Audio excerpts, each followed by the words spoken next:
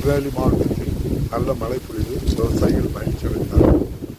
ஒரு பக்கம் விவசாயிகள் மகிழ்ச்சி இருந்தாலும் நீண்ட நாள் நெற்பயிரிட்ட விவசாயிகள் மிகப்பெரிய அளவில் பாதிக்கப்பட்டிருக்கிறார்கள். குறிப்பாக திருநெல்வேலி மாவட்டம் ராதாபுரம் தாலுகாவில் உள்ள பெருங்குடி பகுதி 2, சீலாத்திக்குளம், கோட்டைக்கரகணம் உட்பட பல கிராமங்களில் விவசாயிகள் அறுவடைக்கு தயாராக இருந்த நெற்பயிர்கள் முழுமையாக 10 நாட்கள் தொடர்ந்து மழை பெய்ததால் அறுவடை செய்ய முடியாத நிலை ஏற்பட்டது.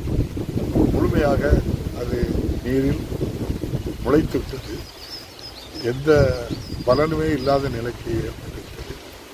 குறைந்தபட்சம் விவசாயிகள் இடுபொருள் விலை அதிகம், அதே போல் சம்பளம் அதிகம்.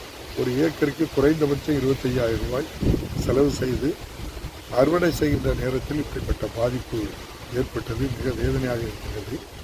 இந்த பெருங்குடி பகுதி 2 மட்டுமே கிட்டத்தட்ட 50 ஏக்கருக்கு மேல் பாதிப்பு ஏற்பட்டிருக்கிறது.